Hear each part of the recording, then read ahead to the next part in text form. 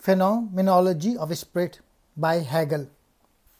The main message of the book is the real story of human development is not scientific advance or discovery of the world, but rather the awareness of consciousness itself and the way it seeks expression through people, politics, art, and institutions. To help bring philosophy closer to the form of science, to the goal where it can lay aside the title love or knowing and be actual knowing. That is what I have set myself to do.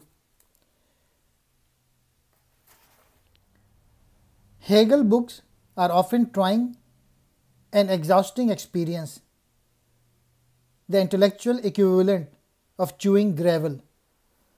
On a more mundane level, in the specialized, atomized, pluralistic world in which we live now, notions of wholeness and unity don't seem to make much sense either.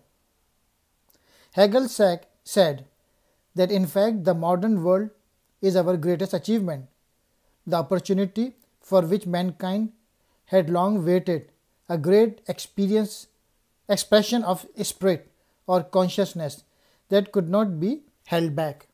As Hegel notes in the famous preface, conventional philosophers see their subject as field of competing position in which only one system can be said to win.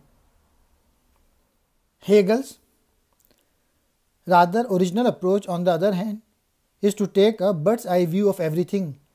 He sees competing philosophers as each having their own place over time, allowing for the progressive unfolding of truth. Hegel called philosophy the science because it enabled consciousness of absolute knowledge, which comes before all other kinds of knowledge. For Hegel, the real story of science is not our discovery of the universe, but rather the discovery of our own minds, of consciousness itself. We must obviously make ourselves achieve what we can, but we can also be sure that the world does not turn on us. A person becomes happy when they see that their individuality is illusionary, that the experience of having a body is merely a temporary agreement with thinghood.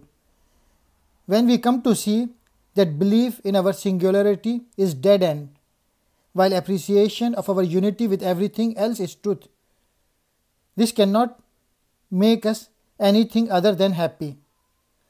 Suffering is little more than being caught up in our own life, little world, and believing in its reality.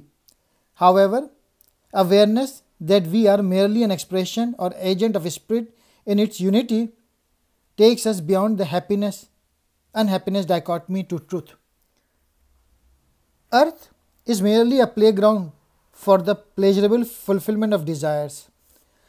However, we eventually discover that living for ourselves alone does not provide total satisfaction. This end is set aside for an awareness that one is only a moment or a universal.